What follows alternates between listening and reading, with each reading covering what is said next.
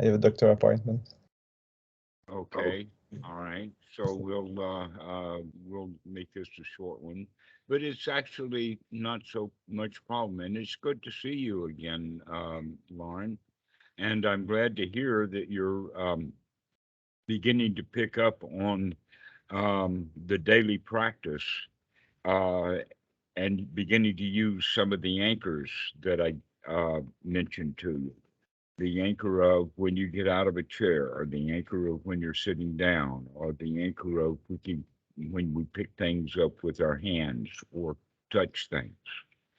Um, and this is a very good practice for waking up to be in the present moment.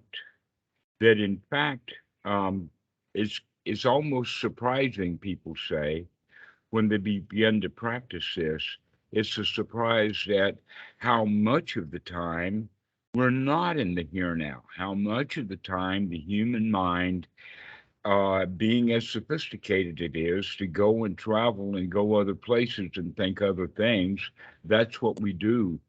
And we don't stay in the present moment much. Yes, it's very crazy. The other part of that is that we're in the mind wandering around going from place to place. This is actually referred to as monkey mind because we're jumping from place to place to place, thinking about this and thinking about that. And that what we're in a way, the word anchor is another way of looking at it in the sense of finding a home that most of us are actually looking for a home, but we don't know how to describe it or actually what we're looking for. We're just out there looking for something. And so we'll grab at anything saying, will this do? A Maserati or a BMW motorcycle or whatever it is, we'll think that that will do, that will be what brings us home or anchors us to where really what we're looking for is the home that we're already in if we would stay there mentally. And wherever we are in that present moment, in that particular place, that's the here now that has always been our home. And here we are jumping around looking for that which we've already got. Some of the philosophers talk about that though they searched the whole world over, what they were looking for was always right in their own backyard. Yeah. And so this practice is what we're doing is the practice of remembering to come home, to remember to come back to what's real for us. Because we only want the feeling, right? The feeling of the car or the new car, or just the feeling of this new activities, just being satisfied or happy with it, right? Ah, you're pointing at it. Yes, this is the whole idea is that somehow or another, we as humans have gotten ourselves dissatisfied, and we don't recognize then that being at home is the satisfaction that we're looking for. Mm. And so we go out looking for satisfaction or looking for love in all the wrong places. And that when we do come home and start to practice this is when we begin to understand the issue about the fact that, oh, we left the here now because we were dissatisfied. Now that we can come home, we're still dissatisfied. What's with that? And so this is where this practice of anapanasati that the Buddha is talking about, and he talks about it in so many suttas with so many different ways. Um, I think it's in Sutta number 22 when he actually gives a long list of similes that he has given, and that researchers have worked sometimes long into the night trying to find the reference to all the similes that the Buddha gave, but they didn't make it into the suttas. But there's a lot of different ways of, or different stories, different understandings, and that kind of what my job is to find a few stories that the student can click with, to understand, to figure out that being at home and being satisfied is what we've been looking for when we're out after they're out actually chasing and leaving home, because we don't know how to find that satisfaction. So you mentioned, as I've said before, that we can begin to practice with just a little bit of satisfaction. And that can also be stated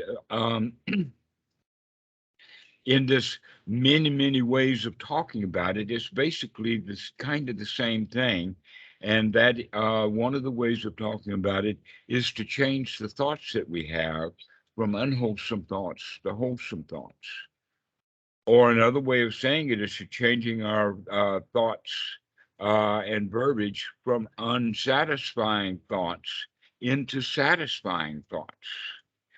We can actually talk ourselves into being satisfied because we've been talking ourselves into being dissatisfied all along anyway. So now it's time to start to talk ourselves into being satisfied. And that often when we practice this, we say, oh, well, I've got satisfaction, but it's not enough. I want real satisfaction. I want deep satisfaction. And what that means is that they're still practicing dissatisfaction when they're practicing satisfaction. I also saw that with students who were, when using the word joy, which is another way of looking at it. Joy and satisfaction, contentment are very closely related. But the students would say, oh, well, I feel joy, but it's not enough joy. I want to be over the moon joy. All right. Yes. Well, if we can't jump an inch off of the ground, why are we disappointed because we can't jump 10 feet off the ground?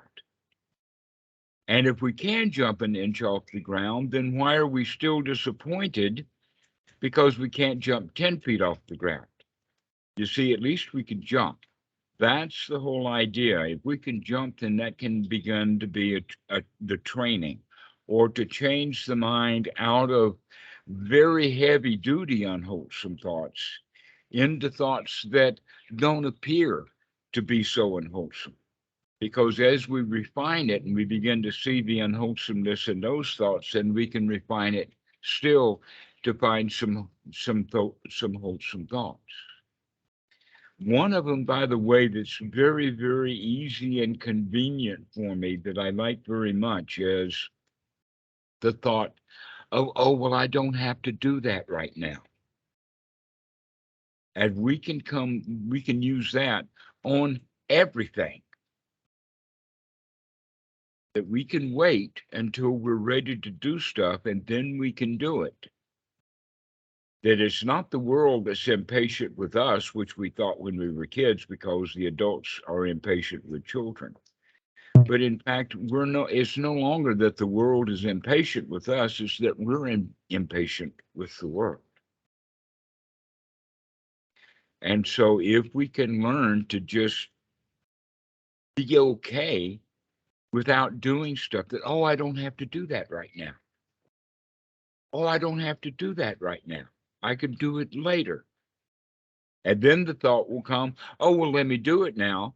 But now I can do it without the grumble and the grumpiness and, oh, I don't want to do it, right? That there will come a time when we do things and we do it spontaneously, naturally, and joyfully. But most of the time, what we do is because we thought that it needed to be done. Yes. And So so we do we it do with things. wholesome thoughts. Yeah. We do things out of obligation. And Okay. often we even resent that obligation. Mhm. So you say I don't have to do it, that way you don't have the obligation anymore, and then you Right. do it with the joy and playfulness. You got me precisely. That's exactly the way of looking at it is that because we don't have to do it now, we've taken the obligation out of it. Now that we've taken the obligation out of it, we can do it happily. We can do it with joy. And is what you refer as wisdom, um, the ability to say like, okay, that would be wise if I do it, um, just maybe to like have a certain outcome. Like if I don't call or go to my doctor appointment, then I will have to wait a week. So that would be wise to go, um, so I can get healed faster, for example. Yes, in fact, what you're pointing at now is what the Buddha referred to, the statement is the action that brings the end of action. That when we do what we're doing without regard to, oh, I don't like to do this or the trouble with it, nor do we do it because we're expecting some outcome in the future, that we can just do things, but now we do things to end the doing. And so you just mentioned one right there. That's a good example. Is that if I go ahead and do it now, if I go ahead and call the doctor now, then that will prevent a whole lot of extra work later. Mm. And so we're still looking for the easy way out. And so the easy way out is to find actions that bring the end to other actions.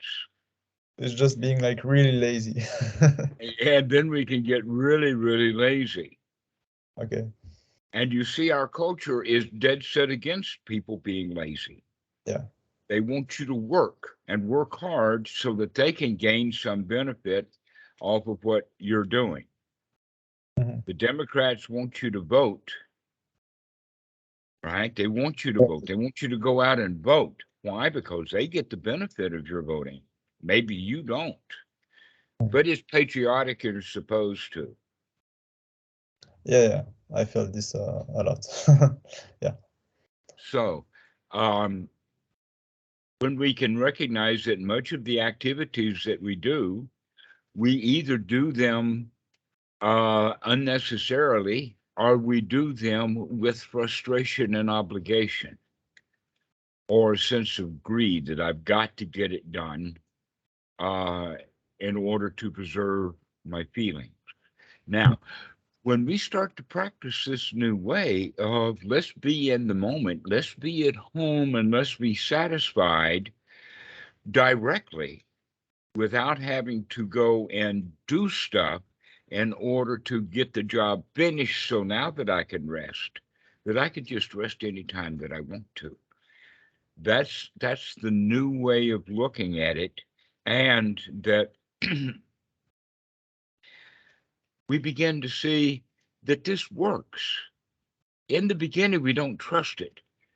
Many people it says, "Oh well, if I just did what you would do, it I'd just stay in the bed all day and never get anything done." But here they're saying that they want to get stuff done and they're afraid that they'll stop doing the things that they want to do. Yeah. When in Doesn't make fact, sense. what's really going on is they stop doing the things that they don't want to do. And they start doing the things that they do want to do and gaining pleasure out of it.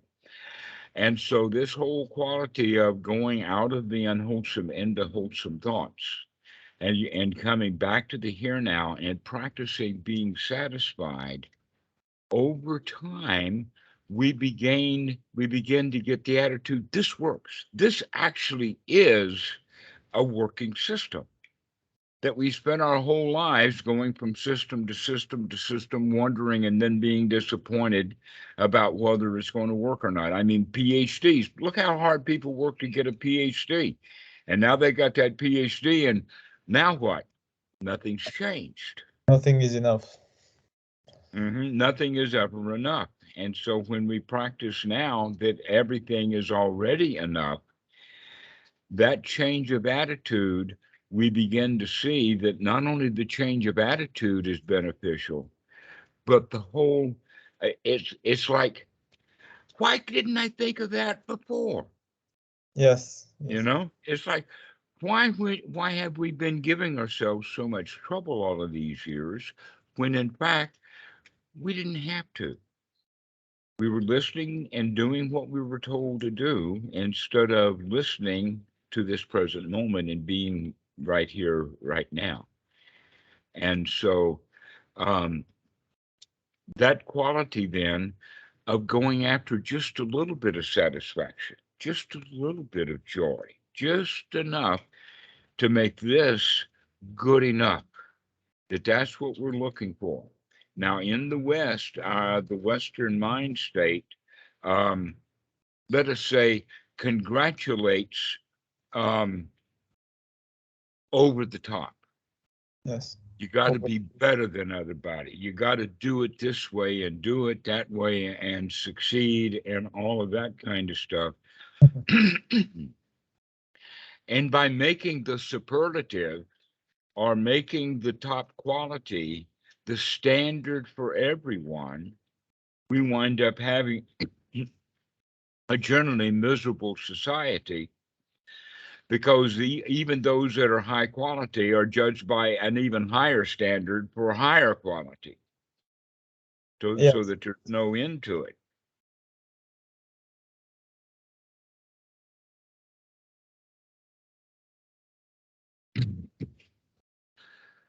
So if we change that mentality,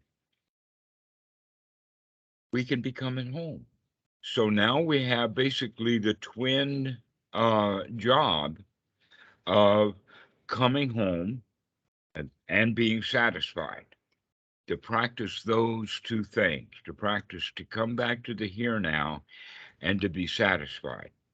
A Mhm. little satisfaction will be. In other words, we don't have to have super satisfaction, because if we don't have super satisfaction, then we won't super satisfaction. And so we're not satisfied at all. Okay. Yeah. So being satisfied with a little bit of satisfaction is being satisfied. So Being it's a satisfied. yeah. It's like Go ahead. going for the little satisfaction, like not searching. And also there is like kind of a feeling of when I go for it and I get a little satisfaction and I'm in the moment, then I'm like, now what? You know, Uh-huh. it's a yeah, it's a habit. Now here's something that's very, very interesting that we can see at a kind of a physical level. Maybe you know something about this already, but there has been a growing movement in the past 10 years or so that is now evolved into the name of tiny housing. Yes, I've heard of it. Okay.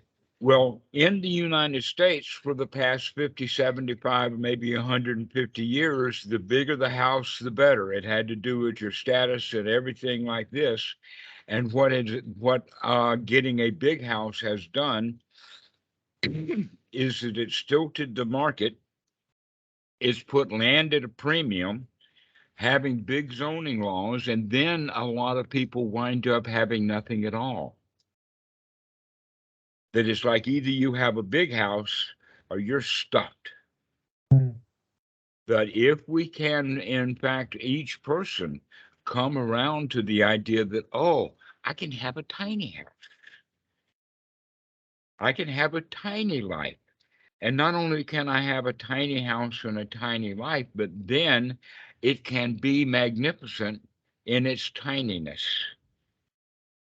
That we don't need to be big and spectacular. Okay, so that whole mentality though affects us moment by moment when we think of things to do. And so that new thought of, oh, well, I don't have to do that right now, which means that, oh, the tiny little house that I have right now is good enough. I don't have to go build that big house right now. That I can become satisfied with little. The Buddha talks about the four requisites And surprisingly enough, Bhikkhu Buddhadasa actually added a fifth one to that, and I'll talk to you about it.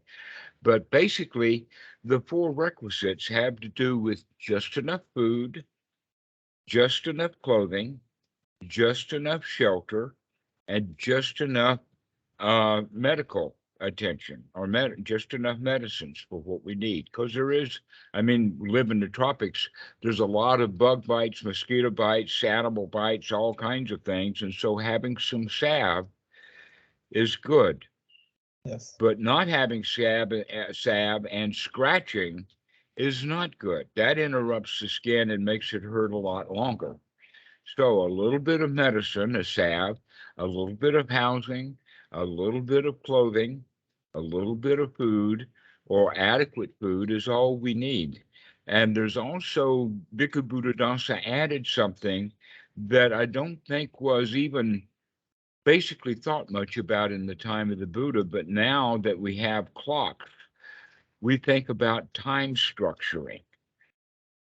And with that comes entertainment. That in fact, Bhikkhu Buddhadasa, I was just reading this morning where one of the students had sent about Bhikkhu Buddhadasa at Wat Suan Mok. He promoted artwork.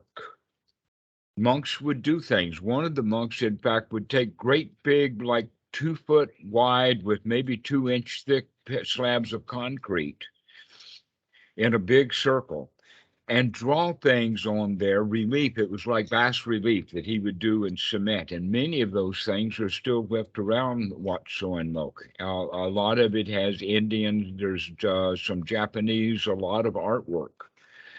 But we call this the spiritual theater, and it has to do with entertainment. Mm. Now, in the time of the Buddha, when the monks went to the woods, I guess you could say then that the forest itself was its own entertainment. But now we have a great choice about what kind of entertainments that we're going to be exposed to. Mhm. And some entertainments get us agitated. Advertisements are intended to get you agitated. That's why they play the kind of music that they play and whatnot like that, is to get you wanting something. We have also movies that have a lot of excitement and romance and thrillers and all that kind of stuff, which people will then fill their time with for entertainment. And so if we begin to watch what it is that we use for the fifth element, that entertainment, so that just enough entertainment will do us, then we can find entertainment that has enormous value. And that the one that I would recommend, by carrying it a little bit further with Bhikkhu Buddhadasa, is the Dhamma itself is great entertainment because it's always wholesome. Yeah, And so, thinking about the Dhamma, looking at the Dhamma, reading Dhamma books, watching Dhamma flicks on YouTube and whatnot like that is good entertainment. Because we do have to spend the time that we're going to spend. And if we can spend it in entertainment that's going to help us to feel satisfied, feel at home, feel in the here now, then that would be wholesome entertainments that we could apply. I see. And so, beginning to watch now, because I've actually already started with you on the time during the day. What are you going to do with your hands, sitting in the chair, and all of that? Now we can expand that to this next element of well, how do you spend your time in general? What things do you do moment by moment that give you entertainment? In other words, what is our time structuring to Actually, begin to? since we Huh? started talking, I've Uh-huh. I've starting. I take now a lot less clients, so I work a lot less. I work like Mm-hmm. 2 or 3 days a week, and then I just go hiking in the nature. It feels a lot more like I have a lot more time, a lot more freedom to just Mm-hmm. and Yes, out in nature, open sky, out in the woods, etc., like that. That's how the Buddha spent his time, his life. And Goenka talks about that. That was one of the things that he mentioned. I don't remember Bhikkhu Buddhadasa talking about it, but he lived in the woods. I mean, Wat Suan Mok is a forest monastery. Uh, and so that whole quality that the forest itself is educational and entertainment. Just walking down the forest path, and there's all kinds of things that are wholesome and interesting to spend our time with. And so, yes, spending time outdoors. This is a good place to get a way of spending our time that's in a wholesome way. Is outside of the boundaries of the four walls. yeah, And nobody's trying to sell you anything, at least. uh-huh. Yeah.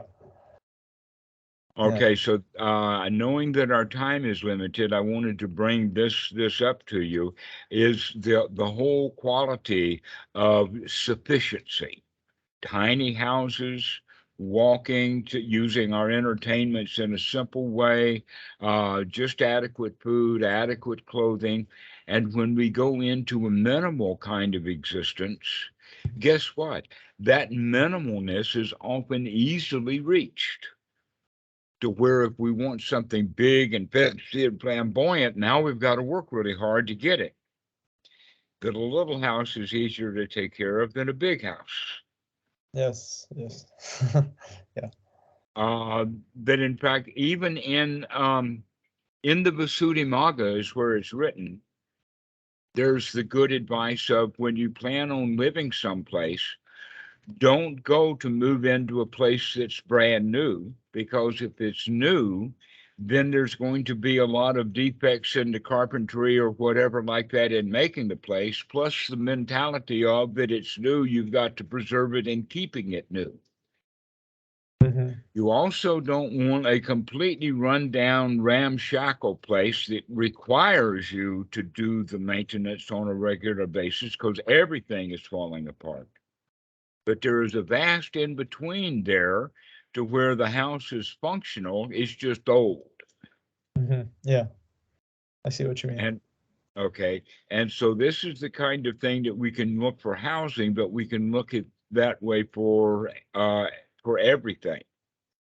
Like a car, right? Not But a brand new one. You'll be afraid to scratch it every time, and just a exactly so, right. So even with our cars, it's better to buy a used car, but not an old wreck.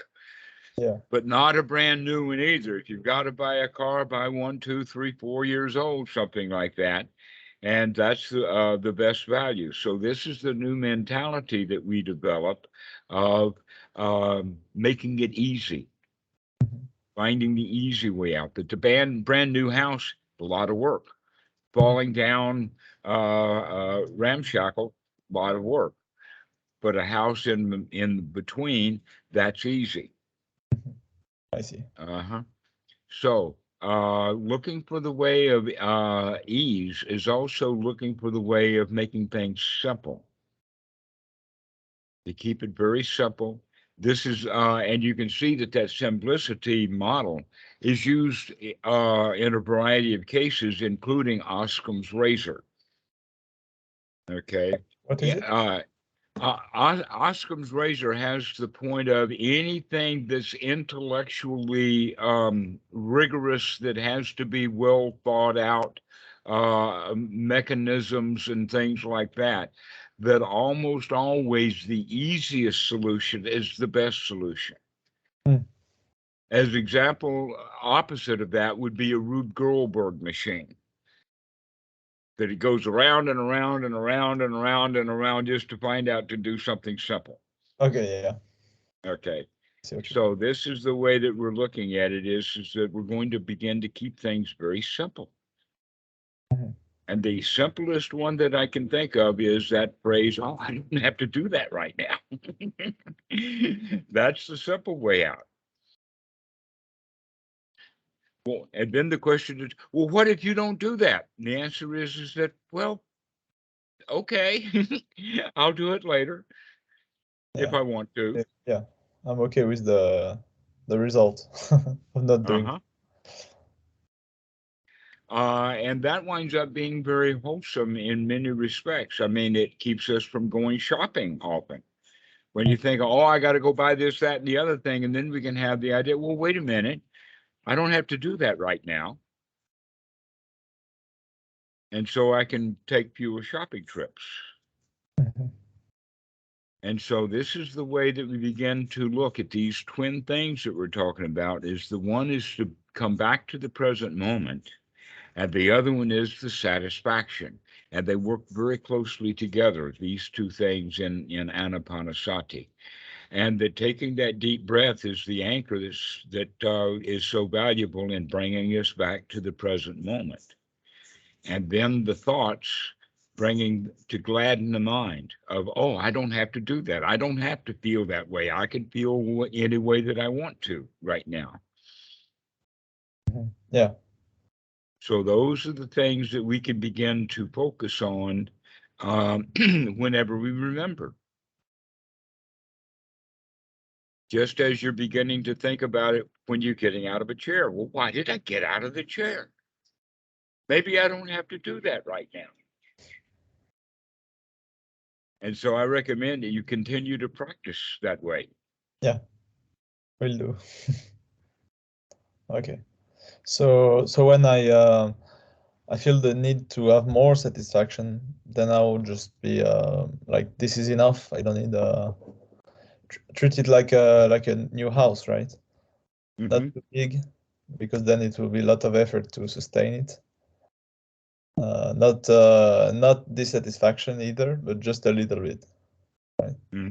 Yes, great. All right, I'll apply this. Okay. Well, we'll see you later then. All right. Thank you very much. All right. See you We'll see later. you. Bye-bye. Bye-bye.